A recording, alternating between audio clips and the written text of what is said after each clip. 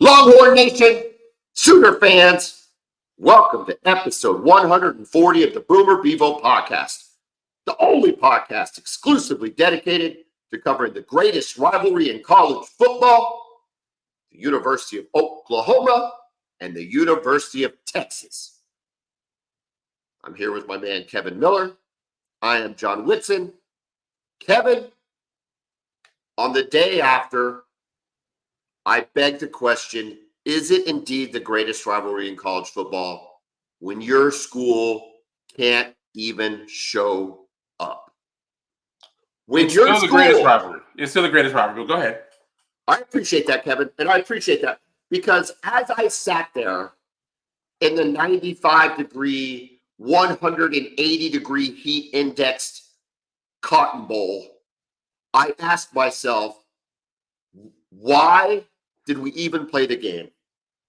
Why did Oklahoma make the drive down to Dallas, Texas? Why do we have an offensive coordinator who had such little ingenuity and creativity, dare I say common sense, that we can't have it play longer than 15 yards?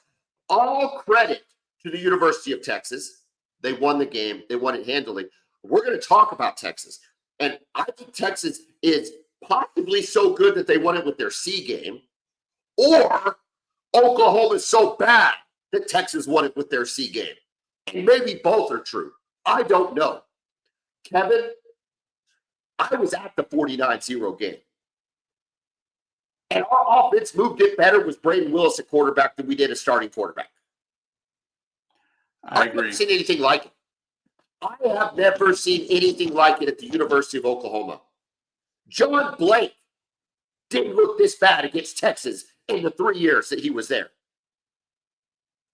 I don't know. Does it fall at the feet of Brent Venables? I guess it has to. But on the offensive side of the ball, all I saw was inept, unimaginative, undisciplined, poorly executed football, which led to, on the defensive side, by the middle of the second quarter, heads hung by our defensive players. Did the defense play a perfect game? Absolutely not. But they had no margin for error, Kevin. None. Against the number one team in the country, they went 3 out of the first 4 drives, 3 and outs against Texas on defense. OU did. Y'all had a good drive with the score. 3, 4 and outs. At that point, the worst thing that it should have been is 7-6. But couldn't do it. Couldn't do anything. We missed that field goal, and I'm like, this game is over. Maybe it wasn't really over, but then we've got a fumble, and Texas goes 4 plays touchdown, 1 play touchdown. Taylor Tatum fumbles, and it is really over. And there was, in my mind, I'm asking myself, will Oklahoma score another touchdown this year? I don't know where we go, Kevin. We have South Carolina, who damn near beat Alabama in Tuscaloosa. Probably should have. You were giving me the play-by-play about the insanity that was occurring in the last 5 minutes of that game. Kevin, that was supposed to be a motivated Bama. That was supposed to be payback for the embarrassment at Vanderbilt.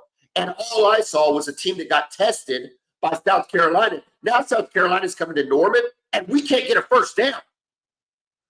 Yeah, that defensive line is nasty, especially those 2 edges. I don't want to hear about injuries anymore. These aren't surprises. We know we don't get Nick Anderson. We know we don't get Jaden Gibson. We know we don't get Andrell Anthony. We know we didn't have Deion Burks. We know we don't have Jaleel Farouk. No crap, Seth. This is not a surprise. Figure it out. You're the University of Oklahoma. You got 2 weeks to prepare. Hey, I'm not saying we win the game, Kevin. Listen, I said this before the game. OU had to play perfect to have a chance to win. This isn't we could have won the game or we should have won the game or whatever. No. I'm simply making the statement, we failed to show up. And it was embarrassing. That is an embarrassment. Texas has laid some eggs in the past. But I feel like in this case, in this instance, we were playing with one hand behind our back, and it was the absolute ineptitude of our offense. And I'm just shocked. I'm shocked. Kevin, how many times I talked to you about this? We talked about this after the game. Seth Luttrell kept trying to roll this eye candy stuff out, right? He'd have two backs and a tight end or two tight ends back, a full house backfield, and then they go into motion 14 different ways. Yeah. And you're like, oh, okay, something's happening here. And then he'd run a stupid play. Yeah. And they tried to sprint out a lot and with a little bit of play action on the misdirection. And the Texas defense was like, we're just following Michael Hawkins. Michael Hawkins, 20 rushes, 27 yards, 1.4 yards to carry and a fumble. Yeah, they just were not going to let him beat them running the football. Weird runs. They were weird runs, though, Kevin. You can't go laterally against Oklahoma. You can't go laterally against Texas. No. You can't do that. You can't run side to side. Anthony Hill Jr., we're going to talk about Anthony Hill Jr. Holy crap. Yeah, he's one running of the best down all day.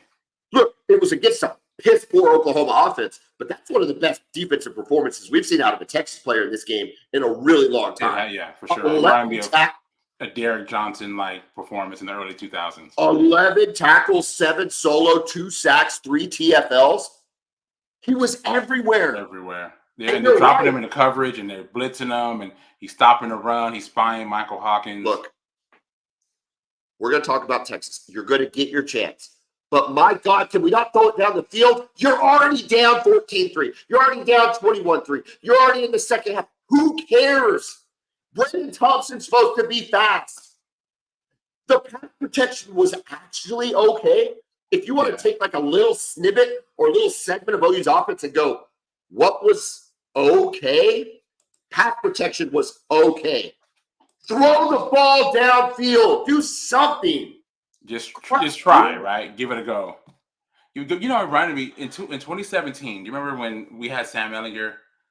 And we were completely overmatched by that Oklahoma team with Baker Mayfield and Marquise Brown. One of the best OU teams of all. One of the best OU teams of all time. Absolutely, 100%. I mean, Sam Ehlinger's like, look, we don't really have a chance here. It doesn't seem like we do. Just give it a go. I'm just going to take the team on my back. I'm going to run it. I'm going to throw it. I know we have better receivers, but just give it a go, man. It just seemed like it was just super conservative in a game where you had to play with desperation. And I never saw that from the offense. The defense was really good to start the game. I mean, Texas, Sark's script is really, really good. But the looks that you guys came out in, Quinn was hesitant to throw the football. The first play, it looks like they were trying to take a shot. It was covered so well down the field, he ended up getting sacked. It wasn't an offensive line. That was a covered sack. It was a covered sack. On the first play. The defense looked great. You were stopping the run. You were able to get a little bit of pressure, and you were just covering really well down the field. Eli Bowen's a good player, by the way. He had a very good football game. Yeah, and I noticed him against Auburn as well. So he definitely is. Yeah, they took Kenai Walker out. Played him. Des Malone was struggling a little bit too. But here's the deal, dude. It's 95 degrees, and you're getting zero help from your offense. And I don't care what the coaches come back and tell us this week. Well, these guys don't worry about it. This is team ball. They're worried about doing their job. But no, stop it. Stop it. They are frustrated as can be. You can see it on the field. Yeah, you can see it on the field. They're holding it affects their effort. It affects their effort. Can you imagine? It made me think of what it must be like to be an Iowa defensive player for all those years when they play really, really good defense and they get nothing from their offense. Iowa, nothing. Notre Dame, anything. It's so bad, and I'm really at a loss of words. I want to be angry about it, but I'm so resigned to the fact that we're terrible. And here's the deal. We've done this show now for 3 years. This is our 3rd season. I am not I don't want a guy fired. But okay. You can say I don't want you. It's not that you want a guy fired, but if you had a new offensive coordinator, I don't think you'd be upset about it. Kevin, what? Right? I mean, have you ever? You had 2 weeks to prepare. You can't give me You can't give me a reverse pass. You can't give me a flea flicker. You can't give me something. Like, I'm not saying that it's based on trick plays. I'm saying there's nothing. Yeah. Nothing. And then you've got Taylor Tatum. Yes, he fumbled the ball. I get it. And he's a freshman. And mistakes happen. And maybe you don't want to play him. 2 carries, 17 yards, 8.5 yards a carry. Javonte Barnes is exactly who we think he is. 2.7 yards a carry, Kevin. It's not going to get it done against anybody in the SEC, much less the Big 12. We wouldn't be doing good in the Big 12 right now. I'm sorry. You look at what BYU's doing and Iowa State's doing and K-State's doing, Colorado's. Dude, we're not keeping up with Colorado right now. We are a bad football team because our offense is so god-awful. And when you have 2 weeks to prepare, you have a contiguous offensive line for the first time. They played a whole game together in Auburn. Then you've got 2 weeks to prepare. You know who your quarterback is. You know who your receivers are. You know who your tight ends are. By the way, they were MIA. You know all of this.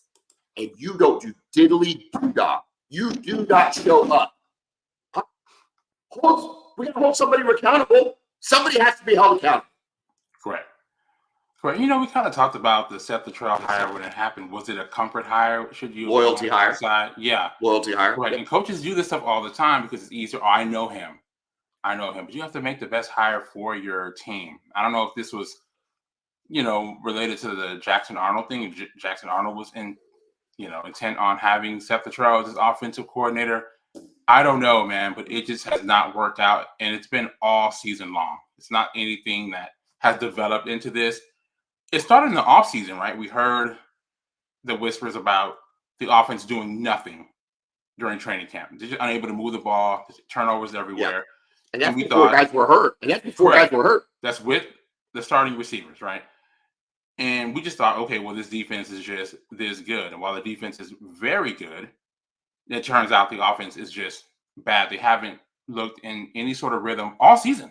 Started week 1 against Temple. You said this week 1 after our first recap episode against Temple. Hey, it was 51-3, but something was just not right there with that offense. It is a historically bad offense for Oklahoma. Let this sink in, okay? There's a couple things. You bring up a couple of good points, whether it's a loyalty hire or whatever. And I know we haven't talked about Texas yet. I apologize, Texas fan. You won the game. We're going to talk a ton about Texas. We're going to talk a ton about Quinn. I promise. You get Georgia next week. Crap ton about Texas, Georgia. The next game of the year is coming up next week. I promise we're going to get there. But I have to. You bring up a couple good points. Number one, the Seth Luttrell hire isn't loyalty or whatever. It doesn't matter because he was hired, right? The last time an offense was quote unquote bad at Oklahoma was 2014. The offensive coordinator was Josh Heupel, national championship winning quarterback. And the offense was nowhere near as bad as this offense. Not even close. We went through the numbers 3 weeks ago. I think his worst offensive performance might have been against Texas, where they went for 300 yards offensively. They were fine. They weren't what OU was expected to be. They weren't as good as they needed to be. Bob Stoops said, not good enough, and made a decision that ruined a relationship to bring in an offensive coordinator. Now we're talking about Seth Luttrell, and I don't even know what our total yards were. It doesn't matter. It was awful. Yeah, awful. All you had to do was watch that game, and it was no threat. 237 yards of offense. Come on, dude. Listen. Horrible, yeah. It's horrible. Okay, so that's that. And then, I'm telling you, John Blake was a bad football coach, and we had some very bad games. But for the year, this offense has been worse than anything rolled out in the Blake years. And that is damning. Yeah. Texas had a bad decade between 2010 and 2020, for the most part. And this offense is worse than anything y'all rolled out in those 10 years. Yeah, even the Charlie Strong first year when he brought in Sean Watson as a coordinator, which we were upset about that from the jump. As soon as he said Sean Watson, we're like, Sean Watson, that's not going to work. And it didn't work, but it didn't look like that. No. It didn't look like that. And capable of moving the ball. You can't move the ball. Even against Auburn last week, You have the big play in the beginning, the big play in the end, and then That was it. a ton of 3 and outs in between. It was it. Why? I know you have a lot of receivers out, but man, you still have players. It's not like you got walk-offs out there. Kevin, Mississippi State possessed the ball against you. Mississippi State possessed the ball against you at home. Like, I stress because I don't want people to think John's a homer. Well, I am a homer, but at the same time, I'm not saying there's a scenario in the world where we win that game yesterday. Yeah. Okay? But my God, could we not just do what Mississippi State did? Is that too much to ask? Mississippi State's roster sucks. I don't give a crap about losing our top 5 receivers. We have a better offensive line, and we should have better running backs. I don't think we do, but we should. So I'm tired of the excuses already. Look, Mississippi State put up 31 against Georgia, by the way. Yes, you go. 31. Hey, you want a stat that's insult to injury? I don't have the game written down because they're not in the top 10. But did you see who ran for 199 against 199 for Wisconsin? Oh, did he really? Tawee Walker went for 199. Oh, listen. Hey, I'll tell you what, DeMarco, if you're listening, and I love you, DeMarco, but hey, bro, I wish y'all would have just kissed and made up because we could have used that. We could have used that. Javonte Barnes is who we thought he was. I'm sorry. Kevin, you know I'm very consistent at coming with stats at the end of every game. It's not all we talk about. I go off on tangents. I go off on hyperbole, but I always come back to stats. 14 carries, 38 yards, 2.7 yards a carry. Not gonna it's who it is. Okay. We're going to come back to Oklahoma. We're 16 minutes in. We got to talk about the winner of the game. The winner of the game was the Texas Longhorns. Quinn went 20 for 29, 199 yards, 6.9 yards, touchdown and interception. Bad interception. But other than that, never really put the ball in a lot of trouble. Trey Wisner, I thought looked really good for you guys. But more importantly, Kevin, it was the offensive line. Those holes were huge.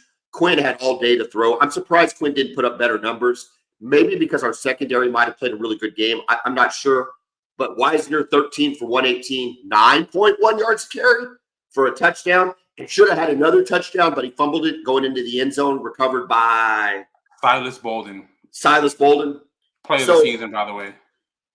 With Golden and Bolden, I can never remember who does what on your team. But I was at the complete opposite end, and I was just praying to God that the ball went out of bounds. And they reviewed it for like a minute or two, and then when they showed it on screen, we're like, oh, it's not even close. So, okay.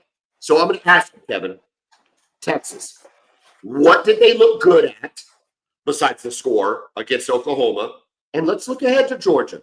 What about this game and about the Mississippi game concern you, and what is going to now be your biggest game of the season? All right, first of all, John, I am glad that we got the hat back. Oh, my God. Okay. Listen, and you know I love you, man. You're my guy. But I had to do it after what we had to deal with last year, after the T-shirts being printed, after Texas Fears, Oklahoma. I'm glad that we got the golden hat back in Texas. I'm going to give you a ton of credit. I would not have had the patience to wait 18 minutes to pull the hat out. You know that. Okay. Yeah. I would have trolled. You just lost 18 minutes of trolling on me that you're never going to get back. However, very dramatic. Very dramatic. Well-deserved. That's a big smile you have on your face too, bro. Hey, man, listen. That's a big smile you have on your face. I hate Texas. It's always good. Yeah, look, it's always good to get the hat, right? Big time win. Quinn Ewers looked incredibly rusty. I think you guys threw some looks that we hadn't prepared for, which we knew we would see because Brent Venables is that dude when it comes to designing defenses and making defensive game plans, right? Comes out, looks a little bit shaky. Go ahead. Did you just have that hat on reserve, or did you go buy the hat yesterday? I went and bought the hat. Correct. It was planned before the game. Before the game, it was planned. I didn't get to it. I bought it today, but I had it planned all week. It looks good. Go ahead. But here's the kind of person I am, though. I was going to give you the hat if y'all would have won. No, I swear to you, I would have given you the hat. I would have taken that. And, yeah, it'd have been like a trophy for us. We'll go back and forth. If you guys win I next love year, it. I'll give you the hat. I But envision a scenario where we ever beat Texas again, Kevin. well, it can feel like that. Trust me. I've lost 65-13, 63 And to yet, 14. and yet I still feel as if somehow y'all showed up. That's just me. You got touchdowns at least in both Yeah, games. we moved the ball a little bit.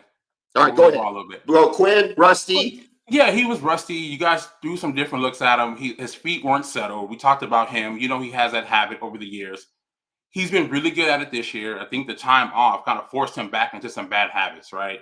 Seeing things he hadn't seen before, rushing throws. I felt like at some points he felt like there was pressure when there actually wasn't. The pocket was very clean, and he still kind of rushed throws. Kind of that one, obviously the one that Billy Bowman intercepted. He had a receiver wide open, just overshot him. Great play by Bowman, being in the right spot and making a diving catch. That was an impressive play by him. But man, your offense is you get nothing out of it, right? We get the ball again, 3 and out, defense still looking good. Again, there's a coverage. You're mixing up looks, 3 safety looks, which you guys have ran a little bit this season. You ran it against Tennessee, which had Nico completely flustered. You ran that, some other coverages that we hadn't seen. But I give him credit for just sticking with it. The interception, it wasn't like the interception last year in the first quarter when he pump faked and threw it to a guy that was covered. Clearly covered. It was just an overthrow that Billy Bowman happened to be in the right spot for. So I didn't freak out about it. Last year, I'm like, dude, what are you doing? I mean, Hey, was it Gentry Williams? There's levels of interceptions, okay? And on 3rd and long, maybe 3rd and 6, 7. It was 3rd and long. It might have been closer to 10. Okay, it was 3rd and long. Yeah. And you throw it downfield, right?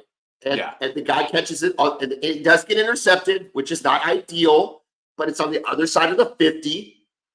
There's worse interceptions to throw. I will grant him that. It was 3rd and 14 on the play. And, wow. Okay. Yeah, 3rd and 14. It's like a punt. It's like I mean, you guys had it at the Texas 45. It was in our territory. It was in your territory, and we still missed a freaking field goal. Yeah. Oh my God! Correct. Salt in the wound, Kevin. Salt in the freaking wound. 44-yard field goal, and your kicker's been really good. No, really good is not right. Remember, I talked about this. Well, okay, to start the season, he was good. It's kind of great against Temple. That's fantastic at home with no pressure. He's now missed 2 field goals. He made the one. Whatever. I don't know. Our punter was really good. If you want to look at a bright spot, punter was that punt he had from back in y'all's end zone that we caught back at our own 30. Oh my God.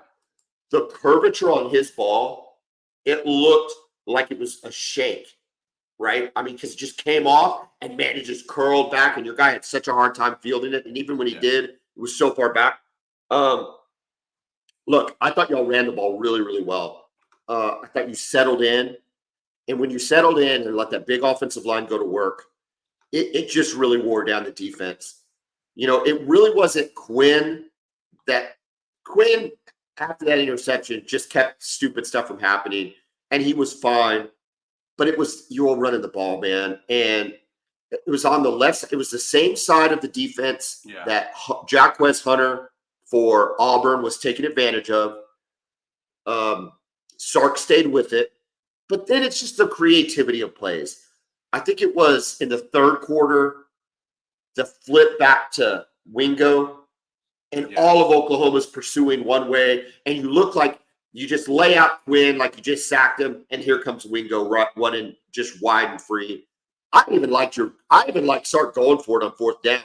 You didn't have to do that. You were going to win the game, but I liked the aggressiveness from a standpoint of let's keep these guys while they're down. Yeah, exactly. That's how it should be. Should I be offended? Maybe, but I liked it. Look, Stoops has done that to Texas so many times, right? At least 4 times where you guys have been up big, and he's like, "No, I'm going for it." Step on these guys' throat and let them know. Yeah, let them know. Yeah, give them something to remember. So yeah, I love the aggressiveness. The passing game was okay. Again, I thought you guys covered well. Bond got injured. He tweaked an ankle. We'll see. I heard it's nothing serious long term, but we did lose him. Again, though, it was just an efficient deal. Real quick, you need all your weapons against Georgia. I'm need sorry, everybody. you do. And obviously, we'll need a much better performance than what we got offensively as a whole against Georgia, especially from Quinn Ewers. Okay, let's talk about the defensive side of the ball.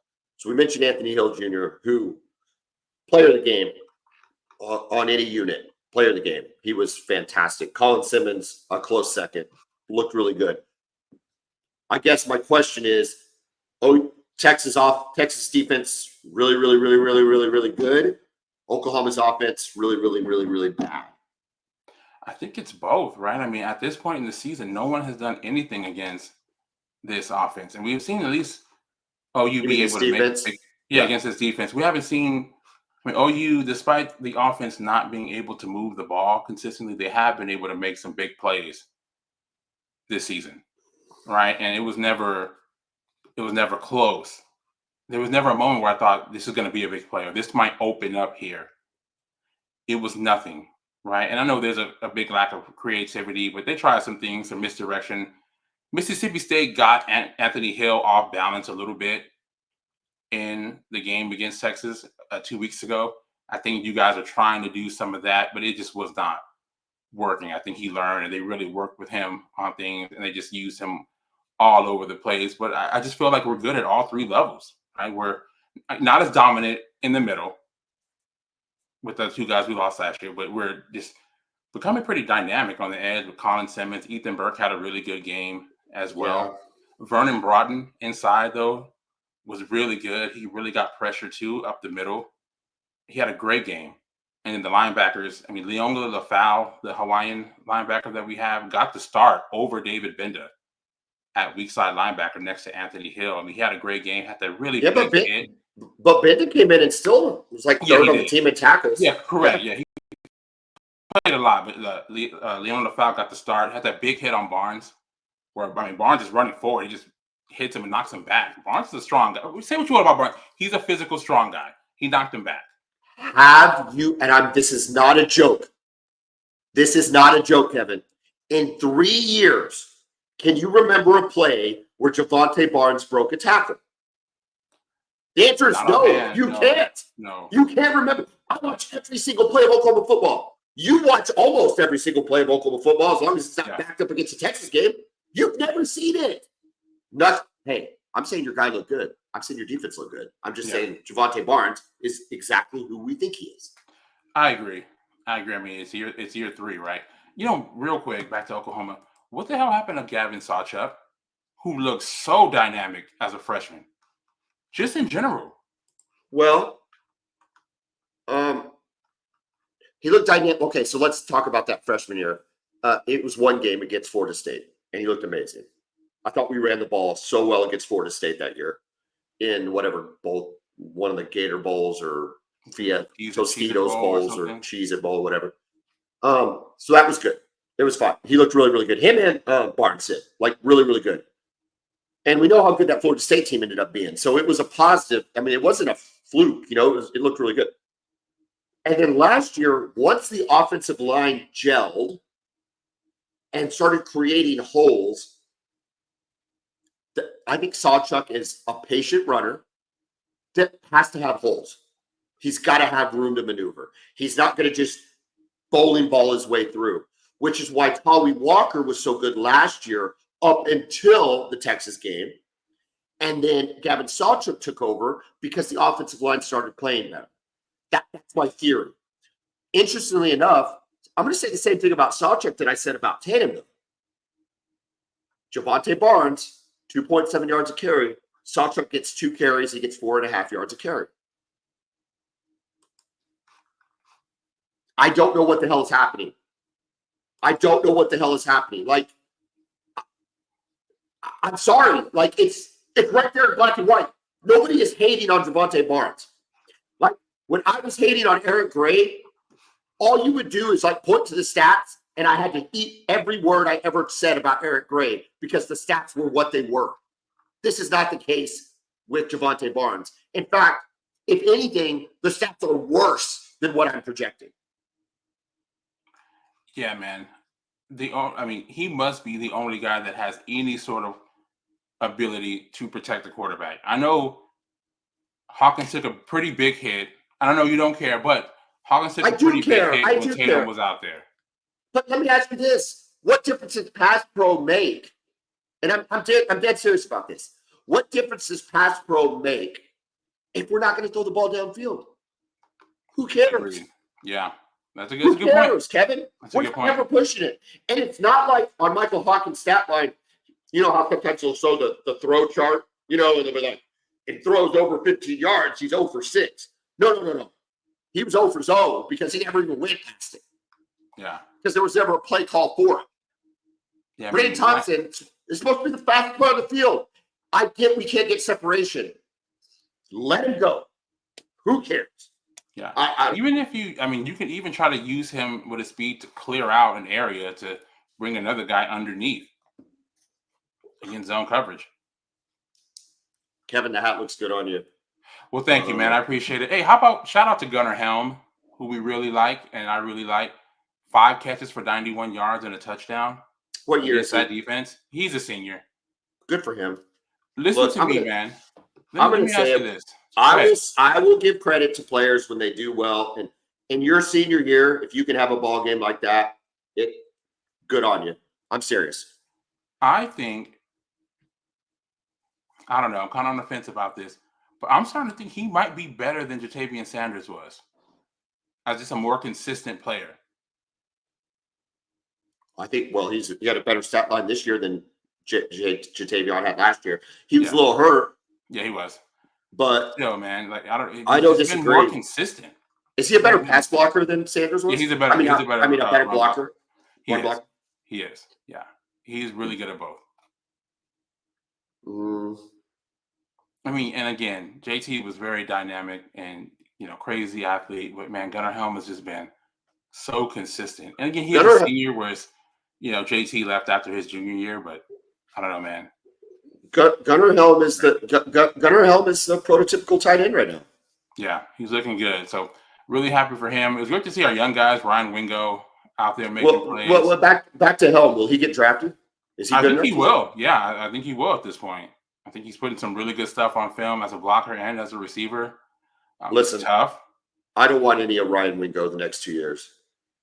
Yeah, I don't want any Ryan Wingo the next 2 years. We're really excited, and again, he's in a spot where he's really getting a chance to develop, being behind some other guys. But he came in when Bond was injured, and yeah, did a really good job. 2 for 49. Obviously, he had the end around 25 yards there. So yeah, just a great talent, man. DeAndre Moore had that really nice catch on the sideline. It was just one of those games, man, which is just so rare for. Yes, but I said you played your C game. Correct. Give us an overall grade and then an offensive defensive grade for Texas's game against Oklahoma yesterday. I mean, the whole game overall, I would say either a C+ or B-. That overall, low? Yeah, seriously, man. You win 34-3 against Oklahoma, and the best you can come up with is a B-. Yes. Wow. Especially with that offense. That sounds like John Whitson here. Just because of and look, I'm happy, man. I mean, I couldn't be happier. But and it's so weird. It's so weird for this game for Texas to be like that. And just once they got up 21-3, it's almost like they just kind of took the air out of the game. They were still going for it on 4th down. They were going for it, but no deep shots. I think they just didn't want to take any risk because respect for the secondary, the way the coverage was looking. Okay, let me ask you this, and then we'll review the week that was around the country, and then we'll come back to this game. Does Texas beat Georgia with this same offensive performance? No. Yeah, that's something to keep an eye on. Yeah, we got to be better throwing the football than we were today. We have to be. It just was not. It wasn't good enough. Go ahead. You've said this about Georgia, that you don't think Kirby Smart is as chaotic as Brent Venables is calling a defense. That it's a little more fundamentally sound and a lot less exotic. Anything through the first 6 games of Georgia that is leading you to believe anything different? No. I mean, I'm sure he'll have some new looks, though. But just the exotic blitz packages that you guys bring and the way you're able to disguise coverage, like, oh, this is cover 2 here, and then at the snap, oh, it's single high with, and you have to adjust quickly. You don't have a lot of time with the pass rush. You know what I mean? So, Yeah. but we'll have to be better. We'll have to just be Which able to could hit our be guys. which could be another reason. Which could be another reason you didn't go as deep as much. But Quinn had some pretty clean pockets. He did. I thought the protection was really good against a aggressive defense, and the plays were there. I mean, I don't know if you've watched the game, or if you ever will watch the game. I don't blame you if you don't. But if you were to watch the broadcast, you would see on some of those plays. I mean, he had Isaiah Bond. You saw him when he kind of tripped over himself. Isaiah Bond's wide open. I mean, he just floats it out there. He walks in for a touchdown and he misses him. Same thing when the one that got interception. It's right open, right between the zone, and he just overshot him. And it just happened. Billy Bowman just happened to be right back there and dove and made a good catch on it. So he'll have to be better. Hopefully, this is him knocking off some rust. Hopefully, comes out a little bit more settled at home and plays better. I think he will. We talked about this kind of in our previews. And then I know we talked about it with Toby Rowland, the voice of the Sooners, when we were on his radio show last week. If there was a chance that Arch would come into the game, and I said yes, if Quinn was about to lose the game for us. If he had 3 bad interceptions, if he looked like and Oklahoma was converting on those. Correct. I think that was the corollary. He's got to have bad interception, and Oklahoma has to take advantage of them, which. Correct. A couple of pick sixes or something like that. Or, you get a deep return inside the 10, you score. It's 14 points off turnovers. They say, okay, hey, you don't have it. We got to sit you down and, try something else. But, like I said, with that interception, it was an overthrow where his feet weren't set more than a bad read to somebody who was double covered or something like that. Yeah. You think the same rule applies against Georgia, though? If he's got bad plays, we see Arch? If they're scoring, I mean, they move the ball. They put up points on Mississippi State, which is not Texas, but still, they're showing the ability to move the ball offensively. I think you have to, if the game is on the line, or if you're about to be down 3 scores, you may have to consider it. So it's just nice knowing that that's an option if things were to get out of hand. All right, let's thank our sponsor, Brown O'Haver. Brown O'Haver, public insurance adjusting firm, works for the insured, not the insurance company. So if a fire has kicked your butt, like Texas did to Oklahoma, or a windstorm or a hailstorm, or a flood in your house, you want to call Brown O'Haver, 405-735-5510. Let the adjusters for Brown O'Haver work for you, not the insurance company. Brown O'Haver gets their clients 30 to 40% more money than they get on their own. Let them handle it. Let them take the burden from you. You get back to living life and watching football, and let Brown O'Haver handle the insurance claim for you. Most homeowners handle one large loss in their lives. Brown O'Haver handles 30 to 40 a month. We know how to do it. Call Brown O'Haver, 405-735-5510. And if your house was demolished by hail from the hailstorm a couple 2 weeks ago, and you need a new roof, Kevin, who are they supposed to call? Yeah, call our friends at Pioneer Roofing. They'll go give you a free inspection, let you know if you need to file a claim. If you do, they can help you out throughout the claims process. If you have issues with that claim, of course, you can call our friends over at Brown O'Haver. But again, any issues with your roof, give Pioneer a call, 405-549-2712. Kevin, even though the center of the football world was centered in Dallas, Texas, at least for the first quarter of the game before everybody changed the channel, the rest of the country had some fantastic finishes. Okay, three of the games we picked were one-score games. Oregon was a one-score game. LSU went to overtime. USC and Penn State went to overtime. And it was a crazy day of matchups. Let's just start at the top, work our way down. ASU over Utah, 27-19. This included Cam Rising playing. He went 16 of 37 for 209 yards and 3 interceptions. We talked about it before the game. I'm going to talk about it after the game. If I'm a Utah fan, I am done with the Cam Rising story. Roll with the other kid. Things are going fine with him. I think it's time to move on. I'm not sure what you're getting out of this kid besides question marks every week. No, I agree. And shout out to Cam Rising, right? Former Oklahoma commit, former Texas quarterback. He's a I nice admire guy. him. We all like Yeah, him. seems like a nice guy. I mean, I admire him for continuing to fight through. We kind of talked about this with Caleb Kelly last week, right? Yeah. Just fighting through the adversity and just having that desire to get back on the field with your teammates. But man, he was out there limping around. I just felt bad for him, man. I wish him well. And go ahead. And Kevin, to what end? If they're not going to win, Correct. their backup has played in some good games. Yeah. And done some good things. Correct. It's just time to roll. I don't know. Yeah. Oh, but real quick, is Arizona State a legit team? 5-1, 2-1 in the conference so far. Are they 5-1? They are 5-1.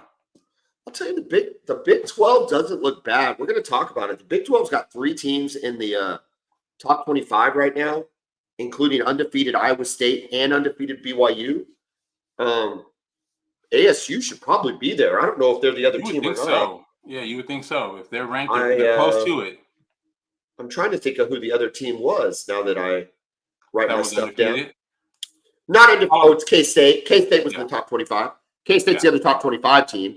But I would think ASU, I don't think they're ranked. They're not ranked in the most recent one at 5-1. So a lot of people don't think they're for real, but I think it's a legit question. Yeah. Okay.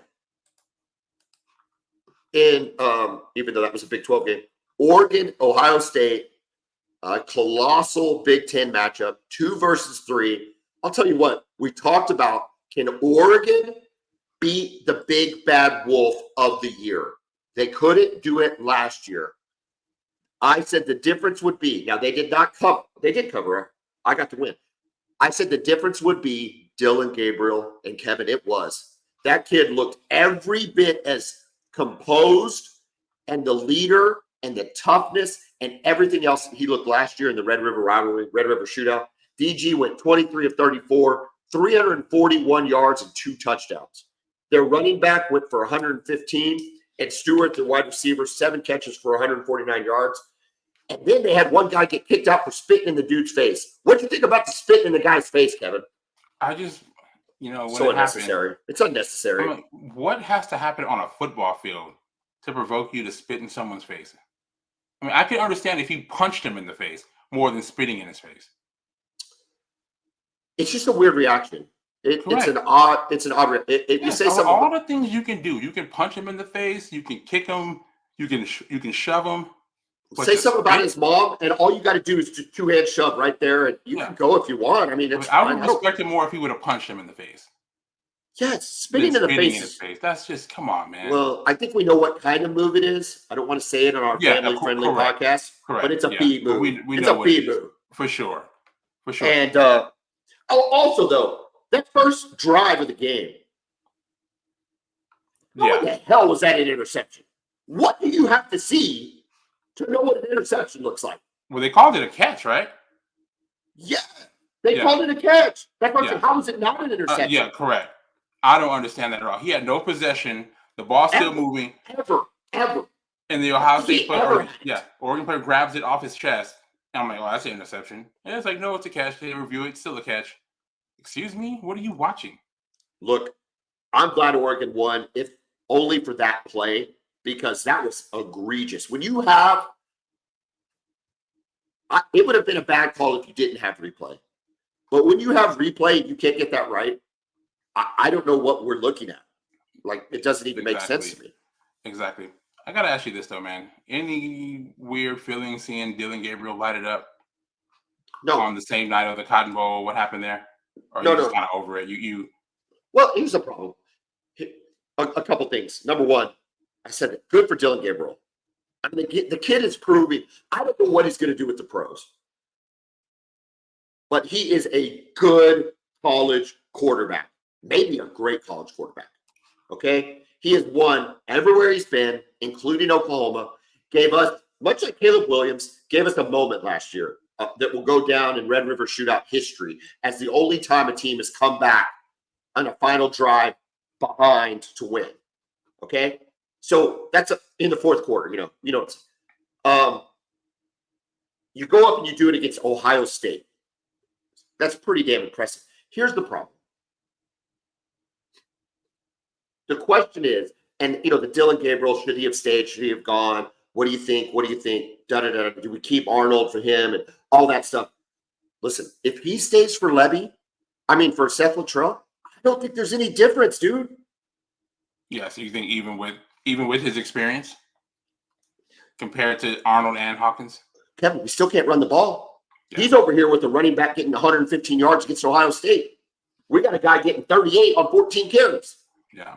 Also, Dylan Gabriel ain't toting the ball. Now, do the injuries hurt? Yeah, the injuries hurt and all of that. So I just think for Oklahoma, regardless of the Dylan Gabriel story, this is a season lost at this point. Yeah. And so you know what? Dylan Gabriel, genius. Go to Oregon and try to win a Heisman and win a national championship. Yeah. I do probably not get paid quite a bit of money to do so. He probably got paid tons of. I think OU would have hit. People are like, "Oh, you didn't want to match it." Maybe they would have. Who knows? But I just think the cloud of ineptitude and misfortune that surrounds this OU offense could not have been overcome by Dylan Gabriel. Gotcha. I think it would have looked like a Caleb Williams. I think he could have been Caleb Williams at USC last year, and we'd have gone 7-5. Kind of running for his life a little bit. Gotcha. Yes. Yeah. Yes. The big thing for Oregon, great game though, was having Evan Stewart finally look like Evan Stewart. This guy's we're talking about a 5-star recruit out of the Dallas area, goes to A&M. He's solid for them, right? He's a good player. He never had anybody to throw to him. Correct. And bit of a slow start this year in Oregon, and he finally looked like that dude. 7 catches, 149 yards, and a touchdown. And if he gets going along with Tez Johnson, this is a very dangerous team. It's different than the team that we saw the first few weeks where we were like, are they that good? Are they as good as their ranking? Last night, they looked every bit of that team, and it's kind of scary for the rest of college football, man. Stay tuned. Well, they really struggled against Boise State, who beat Hawaii 28-7. And we're like, dude, Ashon Genty he only went 31 for 217 and a touchdown. Yeah, he's pretty special, man. Real quick, though, before we move on from this Ohio State-Oregon game, man, how about that play from Will Howard at the end, man, to slide with no time left? That's a tough play when you have a timeout in your pocket. Isn't his favorite football player Dak? Oh, is it? You would think so. I mean, they had a good game, 28-35, 326, and 2 touchdowns. But in that moment, man, you got to manage the clock a little bit better. You can't take off running. You can't start your run when there's 4 seconds left and then start your slide when there's 2 seconds left.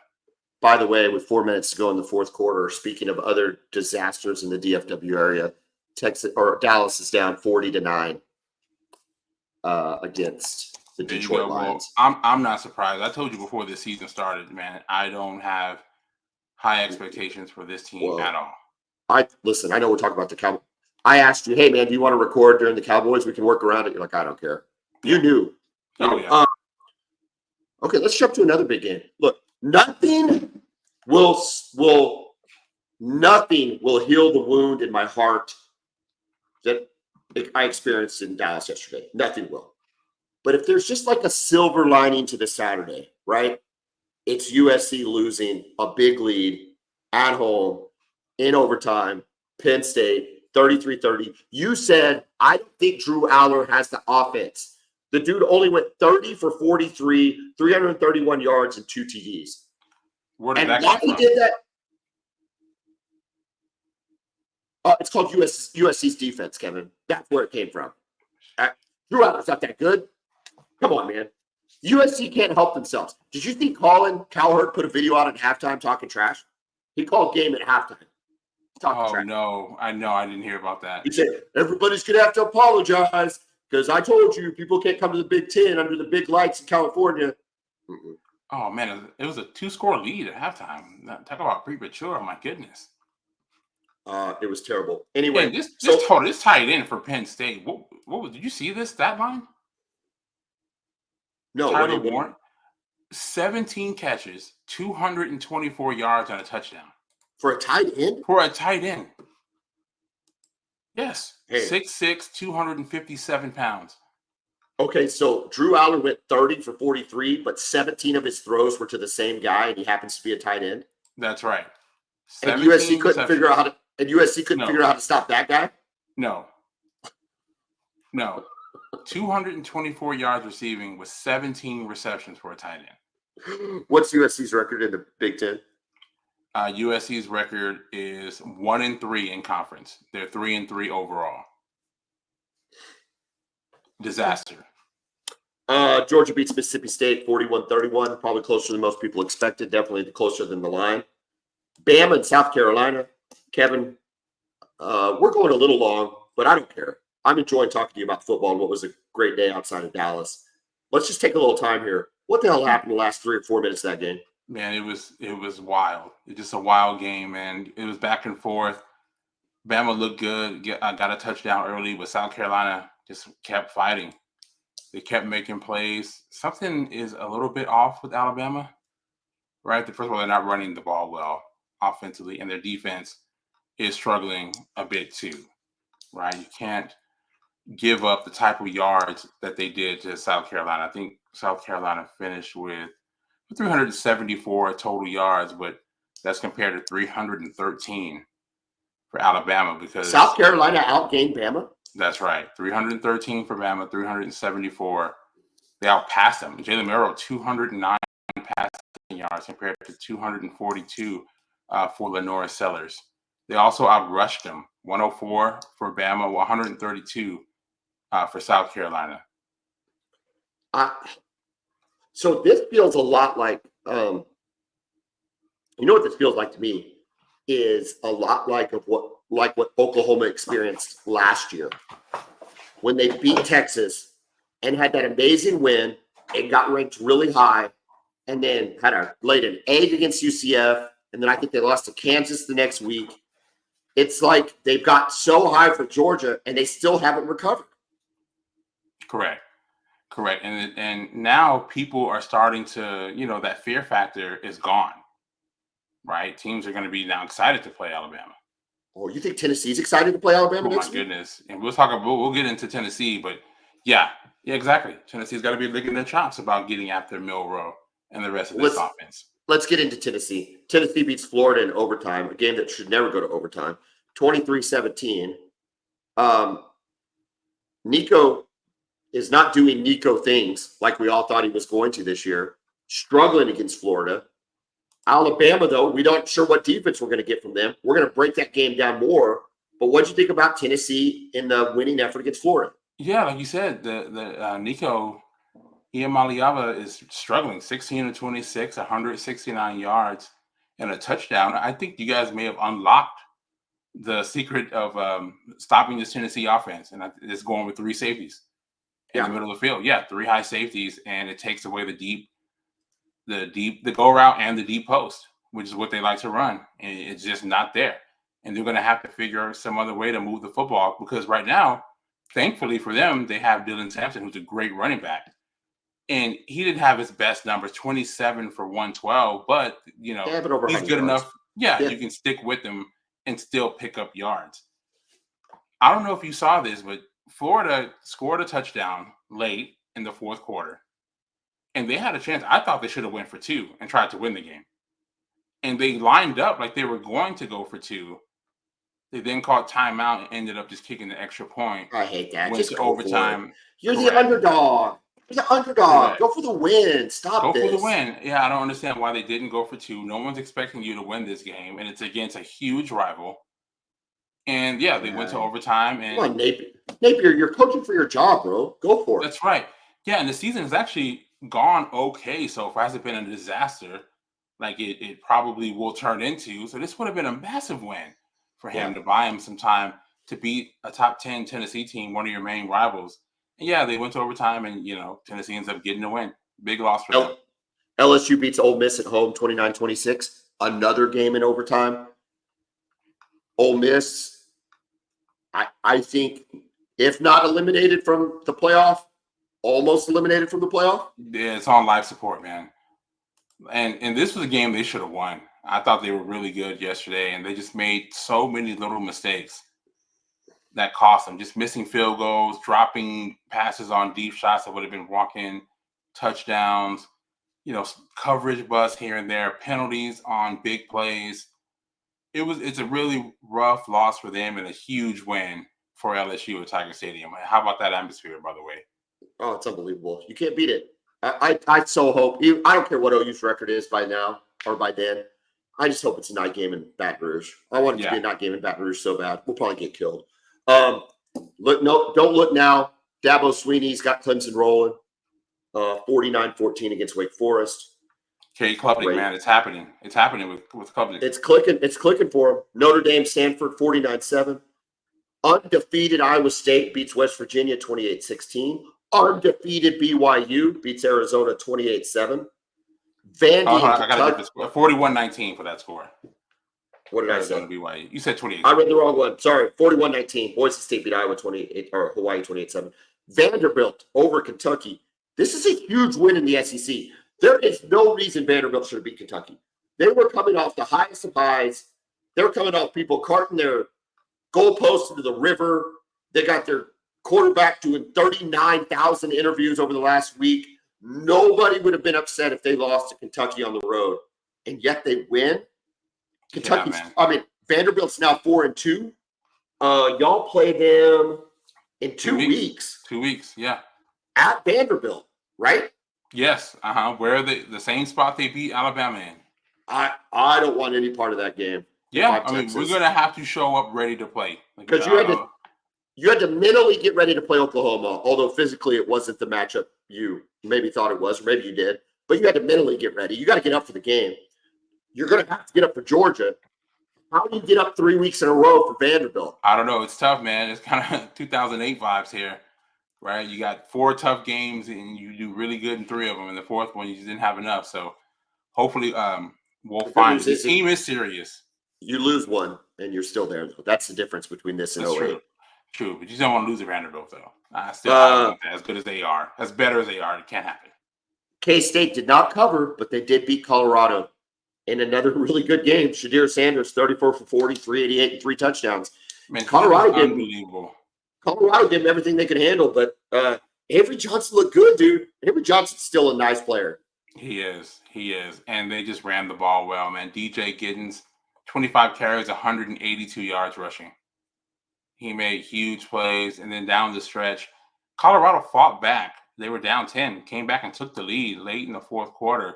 Yeah. And then, Kansas State hit a couple big plays, a deep shot to Jace Brown for the game-winning touchdown. So, yeah, this is just a well-played football game.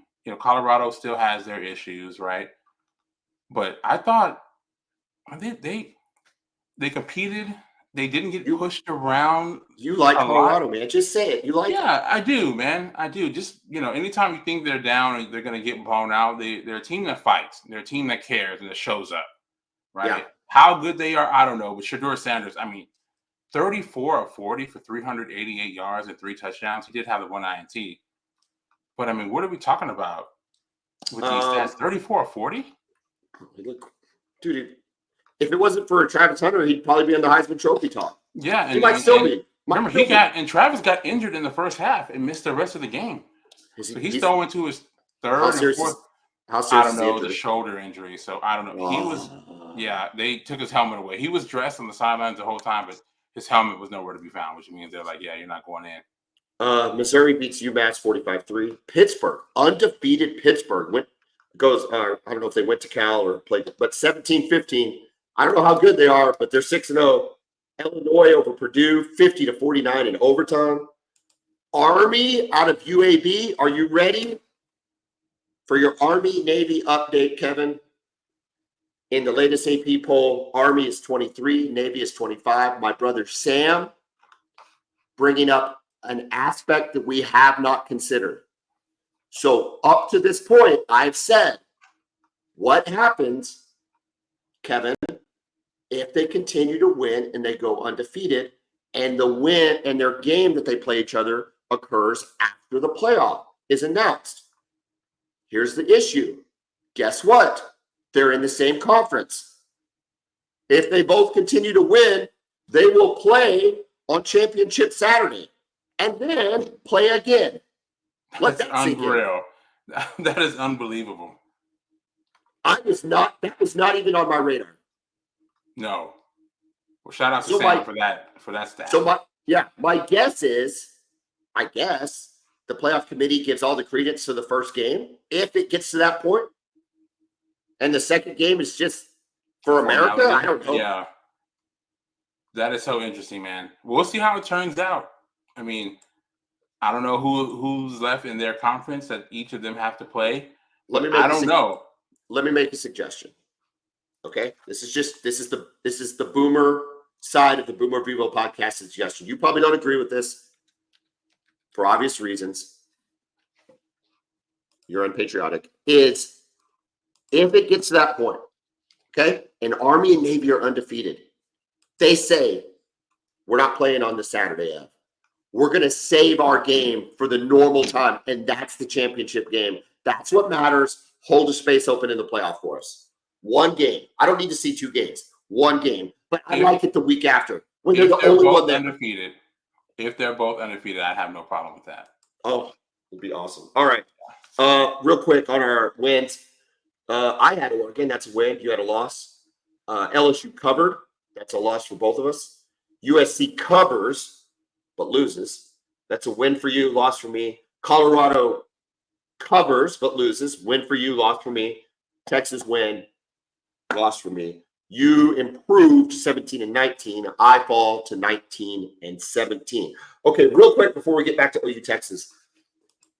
Undefeated teams still left in the country after most of them have played 6 games. Texas, Oregon, Penn State, Miami, Iowa State, BYU, Indiana, Pitt, Army, and Navy are the only contenders, Texas and Oregon. Give me the first ones right after those 2 again. Texas, Oregon, Penn State, Miami, Iowa State, BYU, Indiana, Pitt, Army, Navy. Penn State, Miami, ISU, BYU. I mean, Penn State maybe if they can get offense like they got. I know they're playing against USC's defense, but USC's defense has not been horrible, right? I know you hate USC. They haven't been.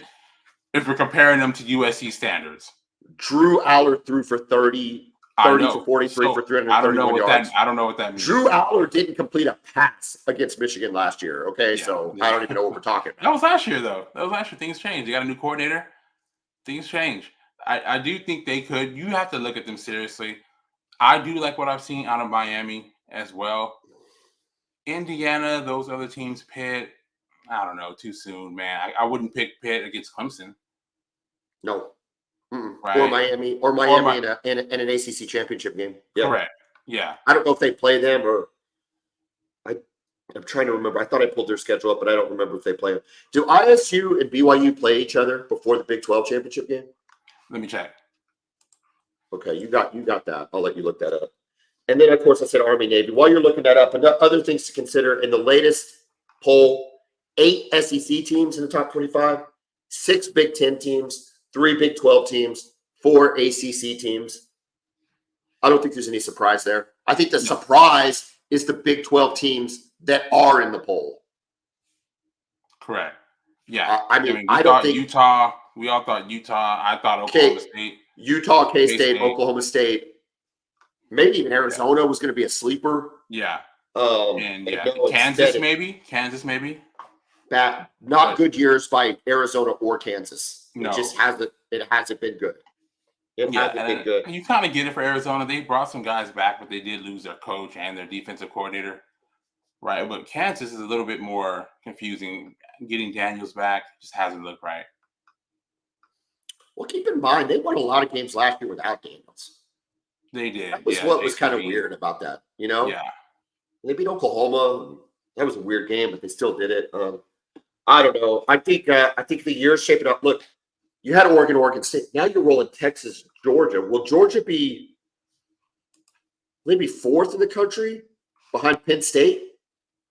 Well, the poll's out, so let's see. Have you seen the AP poll?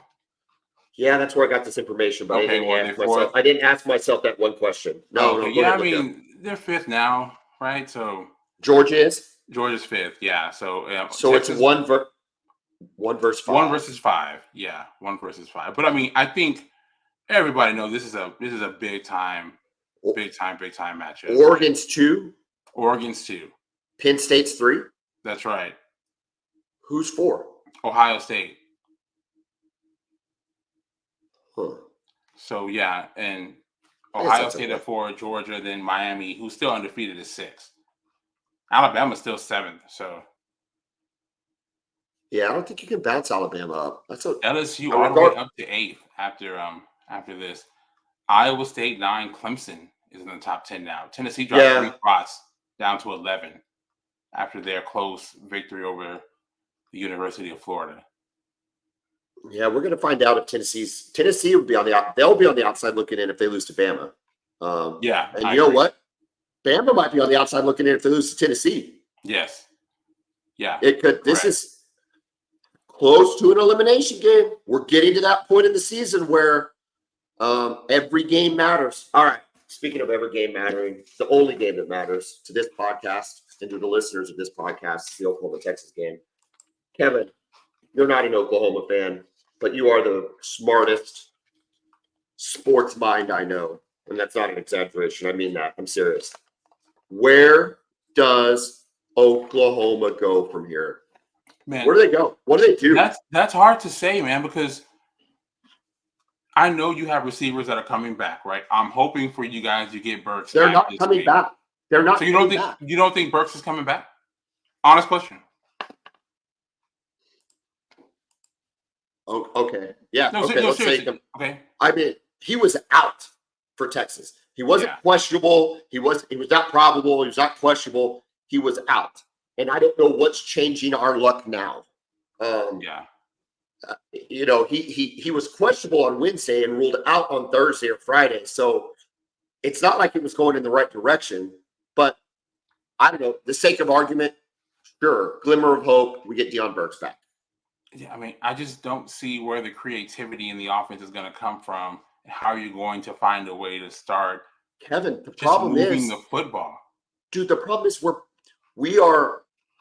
we're past creativity, right? We can't do the simple things well. We can't run an inside zone.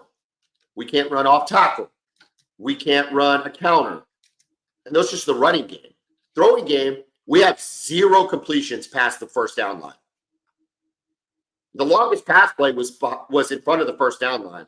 And Brendan Thompson had to go pick it up to get 15 yards. Look, South Carolina is South Carolina, but my God, look what they did to Bama. Correct.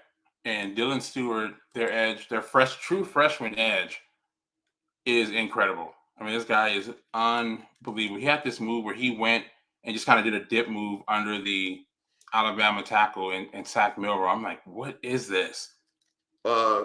Comparable to Colin Simmons? Yeah, but he's different players. No, they're both really dynamic edge players. He's a little bit bigger though. I think Stewart's about 6'5", 240 pounds. Is he the guy that we always talk about? South Carolina gets one of these guys every 2 to 3 years, and you're like, Correct. how did South Carolina land him? And this guy, he's not even from South Carolina. He's like at least Clowney and Marshawn Lattimore and Alshon Jeffrey. Yeah, Alshon Jeffrey. They were all from the state. He's from DC. Him and Nicholas Harbor, who had that crazy catch in the end zone to make that game close. He's from DC, and they got him to go down there. So, yeah. So it's going to be tough sledding trying to block those guys consistently. And the thing is, like we say, your defense is going to play well because Brent Venables is that dude when it comes to scheming teams out. But does it even matter if you can't score? You're not going to stop. You're not going to pitch shutouts every week. So, man, I don't know. The outlook for this season, unless something changes, and I just don't see where the change is going to come from, it just looks a little bleak. My biggest concern is that we've lost the confidence of one starting quarterback. Whether because we couldn't protect him, whether because he had nobody to throw to, whether because he lost his confidence trying to press, whether he just wasn't very good. All of the above. We've already lost one 5-star quarterback. And the odds of him coming back and being an impact player for Oklahoma at any point are significantly low. I mean, let's just face it. Yes, it seems. In this era, and if he would have lost his job to an older player like a Casey Thompson, well, maybe you could convince him to, hey, just be patient one more year and we'll get you back. Not to a true freshman. But here's the problem. I didn't see it on television, but what I saw live was a quarterback a little bit hesitant to pull the trigger. Yeah, looks scared to make a mistake. And that's the next step is loss of confidence. It just is. And maybe the first step is loss of confidence, and that's why you're not pulling the trigger. I don't know. There's a lot of talk on like OU Twitter about not having a quarterbacks coach. I don't know that is the end all be all, but I think that's something that like legitimately needs to be considered. I think it's a huge concern not having a quarterback. I mean, we don't have a quarterbacks coach. Yeah, Latrell was a fullback. John Finley was a tight end. Yeah. I mean, with Sark, Lincoln Riley, quarterback coach. Sark is a quarterback coach. But, I mean, here's the deal, right? Levy wasn't a quarterback. You don't have to have one. Yeah. Well, Mike Leach wasn't a quarterback. Mangino wasn't a quarterback. But on some of those Mangino teams, like Kevin Long teams, we had quarterback coaches.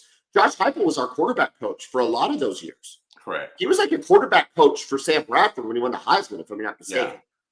So to have a quarterback coach where, you can kind of like talk over that through some of these performances, I think we're getting to the point in time where you're starting to say, okay, everything's on the table. Like, we don't have a quarterback coach, and our offensive coordinator is not getting teams ready to play. Yeah. I don't know. Kevin, listen, I don't know how else you explain what I saw on Saturday, beside the fact that Oklahoma's offense was not ever ready to play that game against Texas under any circumstances. No. It was never a threat at all. Which means Texas offense could play a C game from the offense and still win by 31 points. I've been watching OU football, at least keeping up with it really closely since 1999. And this is just the most baffling OU team I've seen. This is the least competitive. I don't think it's baffling. I don't think it's baffling at all. I think it's the worst Oklahoma team you've seen on the offensive side of the ball. Yeah. I don't think it's baffling at all. I think it's just really bad. I think it's just really, really historically awful. Look, but I got to tell you, I'm sick of the injury discussion. Like, stop. At this point, I mean, you know what you have, and you got to find ways with these guys. And they're talented guys. They're talented. I know they're not ready, but they're talented. We had games in 2014 where we lost quarterbacks and we're running the ball every play. We've had games. We've had so many games in Oklahoma's history, Texas history too, football history, other teams where you have to adapt. There's been no adaptation to the fact we don't have. And here's the deal, Kevin. It's not early on. We can talk about drops. There were some drops early on. Okay. Yes. Now those throws aren't even happening. There aren't even throws with which to have drops because we're not even trying those plays. I don't know, dude. I've never seen anything like it. And Venables, you run the risk of losing the defense. Correct. They're really, really, really, really good. I don't know that they're elite. They're really, really good. This is the number one team in the country, though. Really good. Really good. Which is all you need. You love to have most teams in the country would love to have a really good defense. Yeah, just a really good defense with really good players, capable of making big plays when they need to. All of those things. You can't look, dude. Middle of the second quarter, after those 2 touchdowns, and it was 21-3. It's over. It's over. No chance. There was no chance. Yeah. And so, I just, oh my God, dude. Okay. You're halfway through the season. You've seen what you've seen. You know what the circumstances are. You know what the competition level's been. Do you fire Seth Littrell? I think you have to. I mean, I don't know if you do it now, but I mean, what are we waiting on? Well, you know what? Remember Jeremy Foley, the Florida athletic director, said this when it came to firing Ron Zook, right? He's like, anything that's going to be inevitable should be done immediately. Yes. So there's I had a boss one time, he would talk about a water line. He's like, here's the water line. If you believe the employee, if given proper instruction and proper direction and he or she is properly motivated, can rise above the waterline of what is an average or above average employee, you give them a chance. If they've got that opportunity. If you think no matter what I do or what they do, they're going to rise above that waterline, save everybody the time and hassle. Like what? Yeah. Do everybody a favor. How can it get worse? Kevin, how can it get worse? I don't know Joe John well, but if he calls the plays, how can it get worse? Yeah. I don't know. Let DeMarco call the plays. Let Bevo call them. I don't know. That could be crazy talk. And I'm sure there's an OU fan out there going, oh, that's insane.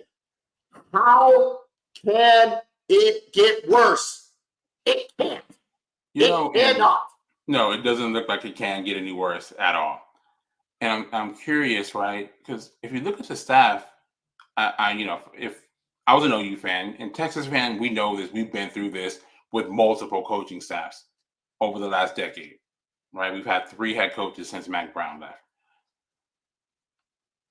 When you look at the actual staff, like when you look at the running backs, the running backs don't appear to be improving. Like Javonte Barnes looks no different from 2022 than he does in 2024. Yeah, there's no, and when you're a college player, if you're not regressing. Yes, and Taylor Tatum, he's young, he's obviously got talent, but yeah, so those 2 guys, it's a prime example. But where's the progression? Where's the development at the running back position? Tommy Walker, leaving, and those 2 talented running backs, especially Sawchuk. My goodness, he could have gone anywhere in the country. And other than those flashes he had late in his freshman year, it's been nothing for the last year and a half. Kevin, look at the defensive side of the ball. Grayson Halton is better than he was. Kip Lewis is better than he was. Dejon Terry is better than he was. Eli Bowen, although he's a true freshman, is improving with every game. Development is happening, yes. Peyton Bowen, it's happening. Robert Spears-Jennings might be the most improved player on the field. Big-time development. He might be your best safety. No offense to Billy Bowman, but he's really good. Maybe. I mean, that strip he had on Quintravian Wiseman as he's breaking to the end zone was a really good play. Yeah, it was almost a drive saving play. It wasn't a save the game, but it was almost a drive saving play. Like to your point, defensively, it is like improvement after improvement after development and bench strength. I mean, when you don't play a Danny Stutzman the whole game because you have Lewis and McKenzie and Omasigo and even Kanik who can give you minutes, that's a luxury. It's amazing. Dude, we got nothing on the offensive side. There's not a position that's any good. The only thing we talked about was maybe pass pro was okay. But hell, he still had 4 sacks or something like that. 5 sacks, yeah. 5 sacks. Jeez. I don't know, dude. All right. To Oklahoma, I don't know what to do, man. I got soul searching to do. Oklahoma has soul searching to do. Well, let's talk about where Texas goes from here. Look, dude. You host Georgia. You go to Vanderbilt. We're going to know. Followed up by, what do we write down? Florida, Arkansas, no joke against Arkansas. Kentucky will beat Kentucky, and then a big game against A&M. Yeah, massive game against A&M.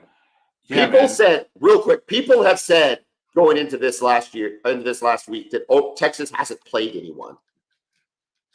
I almost wonder if that's still true. Yeah, if you thought that was true, then the same still. Oklahoma has done nothing to dispel that. Nothing. Correct. Now, have they seen a better defense than they've seen? Yeah, it was pretty good. We don't know if it's better than Michigan's, whatever. That's still pretty good defense. Yeah. They did pretty well against it. Very patient, no mistake kind of football. It's really good. I think you got to run the ball even better, though, than you did against Oklahoma. Yeah, be a bit more consistent. I think once Wisner got going, it looked really good. But it's got to start. It's got to start better than it did. We can't go a quarter and a half before we unlock the offense. And more explosive than you were. Yeah. I don't think you were. I don't know that you had an explosive play.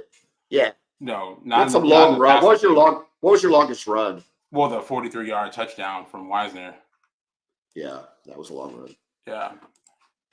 So you're right. That was explosive. Also, but But we can go it's not as get consistently explosive. yeah. Yeah, we got to hit some huge plays, and we got to hit huge plays in the passing game. My thing is, you kind of mentioned this earlier, but we kind of have to take a page from you. Take the example of what not to do from you guys last year after winning this game, right? Because you put so much into it that it seems like you had nothing left. You had the close win over UCF, losing to Kansas, losing to Central Florida. I mean, losing to Kansas, losing to Oklahoma State. First of all, I don't think it applies for a couple reasons. Number one is it wasn't an emotionally high game after the second quarter. Yeah. I mean, is there emotion in beating Oklahoma? Sure. But, we're not pouring water over Sark's head and the fans aren't streaming on the field. And correct. It doesn't go down as some historic win. It just goes down as a beat down. And everybody's like, okay, now we play Georgia. That. Which I'm glad. I hope team stays focused. But it's easier to focus, I guess. We had Central Florida after a very, very, very, very emotional game. You had Central Florida. Yeah. You get Georgia after a less than emotional game. I think the focus is going to be there. Now, Georgia's really good. I think anything can happen. I think y'all have opened up as a 3-point favorite. Okay, but that means it's close. If it's 3 points at home, that's almost a pick 'em. I don't know that, Georgia could do Georgia things too. You look at the second half against Alabama.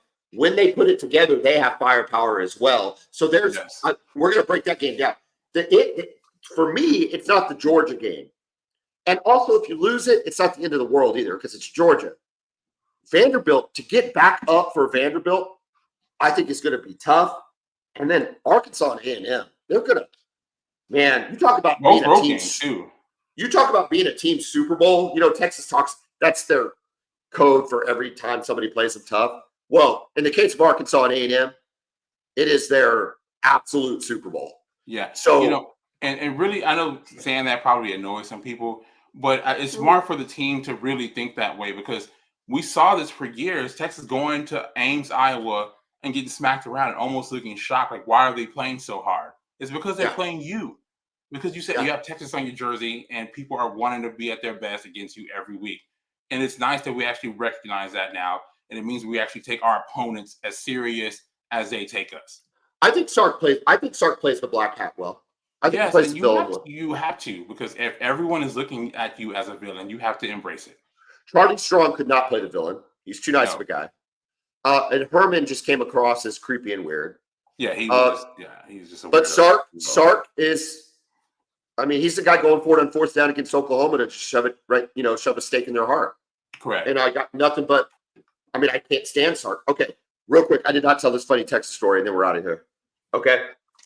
I don't want to talk anymore about this game because it just pisses me off. Okay, it's Friday night. We're at the Omni, which is where the OU team is staying, downtown Dallas. Okay? We eat dinner at the Omni's got multiple restaurants right there kind of in their little area.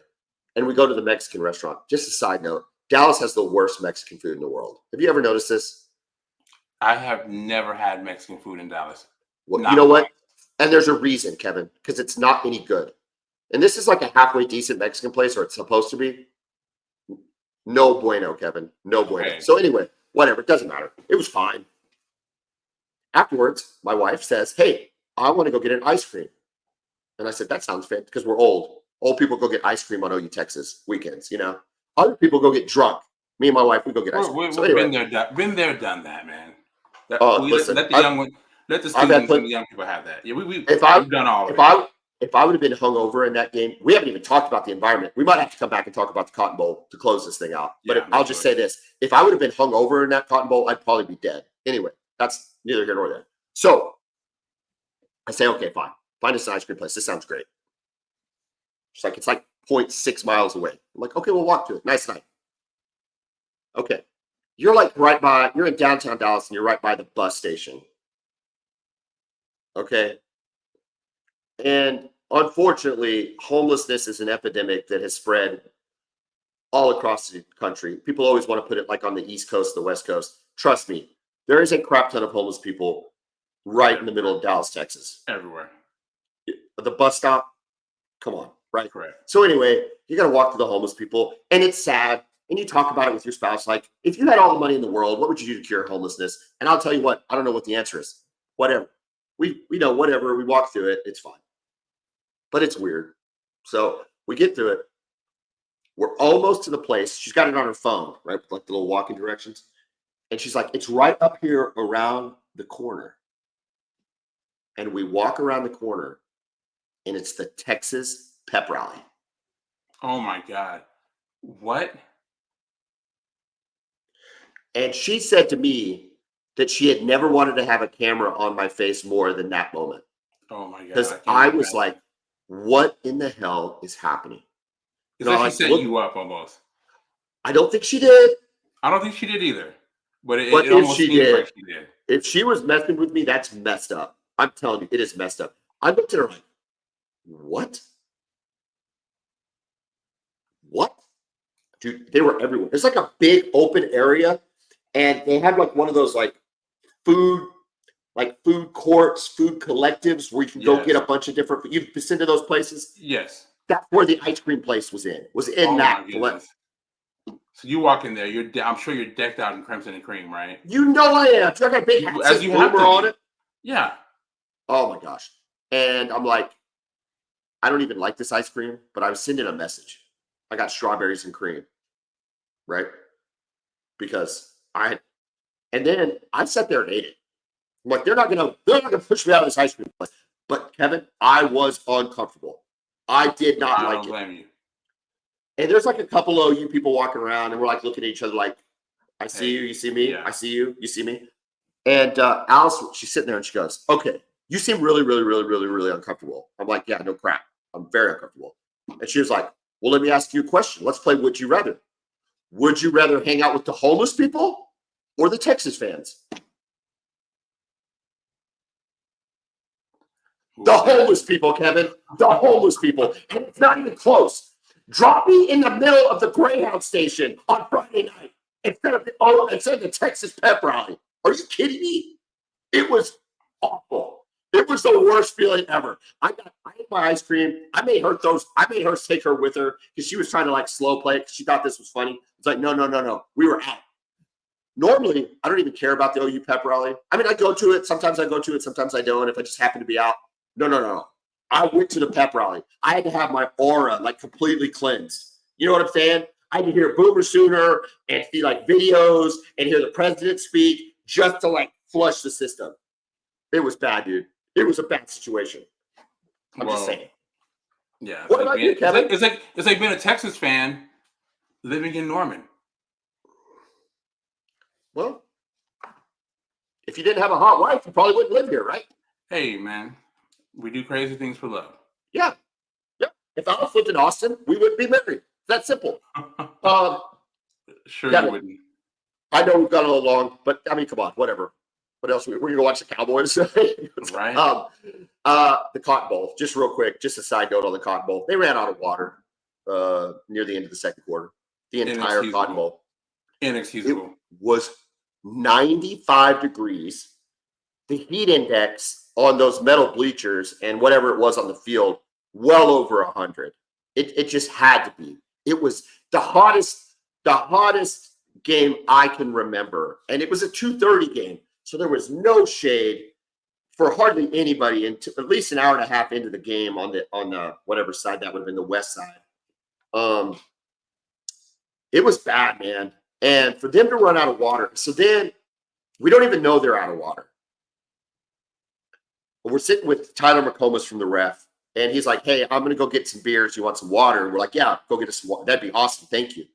So we just try to go up and get some shade, like just get out of the beating sun. The concourse, we're right there at section 30, which is like if you take the pylon and just go kind of at a diagonal back, that's where we were, a lower section. The concourse was as insane as I've ever seen it. And I've been, like we said, I've been to 15 of these things. I've never been so congested. It was so bad. We went back to our seats where it was 100+ heat index. And then Tyler shows up right as the third quarter starting with Pepsis that weren't even cold. He did his best. I mean, he did us a massive favor. He's like, John, they're completely out of water. I hope this will be better than nothing, which it was. What are they doing running out of water in Texas? It's Texas, and you would think, first of all, the Cotton Bowl, which we all love, right? We love the aesthetics. You never hear me talk bad about the. You never hear me talk bad about the Cotton Bowl. But it's like they're trying to lose a game to Jerry World, right? If you have to do the best with what you have. And for them to not have enough water to sustain the crowd for 4 quarters is completely inexcusable. Who's in charge of concessions there? Just the lack of awareness is shocking. It's shocking. Kevin, I don't know if this is confirmed, but apparently the rumor was they weren't aware the forecast was going to be that hot. Well, you and I were aware of the forecast for weeks. We knew this was going to be the hottest game on record for this game. My wife brought sunscreen. I wore a hat. You do things to prepare for heat. We're not stupid. Fans aren't stupid. You have water. Like, I don't even know what's happening. It's so weird. I will say this too. Outside the fair was fine. It was fun. Saw some cool things. You have a little more time, and it's a 2:30 kick. My wife and I had a great time. I got to tell you, the coupon thing is getting annoying. So, yeah, seriously. What are we still doing using coupons? Go ahead. And you've said I don't know if they did it when it was your year, because it was when I let you have the tickets, because it was a pandemic year. But we stay at the Omni, and we've done it for years. And the alumni club is really cool because they sell coupons at the hotel, so you can buy coupons before you go to the fair. You don't have to stay in the coupon line. Dude, we get there at like 3:34, go to our room, check in, do whatever, come down at 5 to get like our bus passes, and we're going to buy the other stuff. They're like, we're already sold out. Oh, my goodness. Which, not as egregious as water, but still like, sucks. So anyway, the lines were just miserable. We finally find a line. I sucked it up. I waited in line, whatever. My question to you is, and you say this, it's 2024. I get you don't want cash flowing in the state fair. That you don't want midway guys having cash and every vendor having to deal with cash and all the issues and security concerns and theft and violence that could come with cash-based system in such a confined and populated area, densely populated space. That makes sense to me. I understand why they do the coupons. But it's 2024. And you know what everybody has in 2024? Maybe except me? A smartphone. So why in the hell don't you have a state fair app where you load your credit card on the state fair app, and everywhere you go, you just scan your app? What are we talking about? I went to the Oklahoma State Fair a couple of weeks ago, the wife and I. And yeah, every time we wanted something, we just pulled out our phones and just scanned it and paid for it and went on about our day. And you go on about it. Yes. Listen, Texas as a state, and you and I both grew up there, and are there advantages over the state of Texas versus the state of Oklahoma? No income tax, top of the list probably, and others maybe. But sometimes they get so stuck in their ways in Texas, it just drives me nuts. It makes absolutely no sense. I mean, coupons. It's not 1956. Hey, come on. You want to roll out, dude? You want to roll out? You have cash? Have the coupons. I get it. Yes. It's fine. It's fine. I like to carry cash. I actually don't like places that are cashless. Oh, like all OU's events are cashless now. Yeah, I same with the Oklahoma City Thunder. When you go to those games, it's cashless venue. Yes, I understand it, but I don't like it because I'm a guy that carries cash around. I like to pay with cash, whatever. But that's fine. It's fine. What the hell is happening? You don't have water, and people are standing in massive lines for this thing called coupons when it is 2024, and you are the state of Texas. And the infrastructure that you could put to bear, it just blows my mind. The whole thing blows my mind. Whatever. Other than that, I had a fantastic trip. I know that might not sound true, but me and my wife had a wonderful trip. We got to hang out with great people, even some Texas fans I ran into before the game. Everybody was in good moods. I think y'all were pretty confident, which probably put y'all in a better mood. That's fine. That doesn't bother me. We had a good time. It was a great time. It's always a good time, win or lose. That you usually have a good. I mean, it's a better time when you win, obviously, but it's always a good time. The state fair, just being in that stadium, the two fan bases, yeah. A lot of Texas fans on the OU side, though. You were telling me about that, and I've seen it the other way. I've been at certain games. I'm like, oh man, our fans sold all their tickets. Yeah. I think Texas fan. Well, dude, you should feel it when you're the number one team in the country. You should Yeah, I feel it. That's agree. what you're And when supposed to do. it's 17-point spread. And It's again, clear. not Clearly, everybody's I going was to want to wrong. go I and was wrong about that, man. Golly. people aren't going to want to go and deal with those kind of elements. And also, and I heard it was tough getting into the stadium. It took a long time. And the people who take the dart, I know you're on the bus because of the deal you have, but taking the dart, I heard was a nightmare. I heard that one of the trains was stuck for 40 minutes, just stopped for no apparent reason at least a reason that they announced to the passengers who were on the train. So yeah, it sounds like it was some frustrating times this year, and they've got Yeah, to get this whole thing figured out because Jerry Jones is sitting back like, "Hey, dude, come on over," which I would hate. water is a safety issue, though. Like Correct. water. Come on, guys. Yes. Inexcusable. Come on. What are we? Water doesn't expire. It's not going anywhere. You put it up till next year. Because guess what? Nobody's complaining about bottled water next year And either. even at OU Stadium, you guys have a fountain where you can at least get. I mean, it's not cold water where you can fill up your cups and stuff. They had to be those. hydrated. Did they have? They that had one. They had that, but it was super hard to get to, man. See? Like the Thing, line, man. it just wasn't. I mean, man, come on, dude. When it's 95, you got to be giving water away. I'm Correct. sorry. Yeah, you can't have I people don't- getting sick in the stadium. You just can't. It's a liability risk. It's an everything risk. You're right. Liability plus losing the game. That's what plus they care honesty. about more than anything is liability. So yeah, Well, you're gonna lose the game to Jerry World, and which will be disappointing for all of us. Kevin, the hat was a nice touch. I got to give it to you. 18 minutes in until you pulled that bad boy out, but a classy move.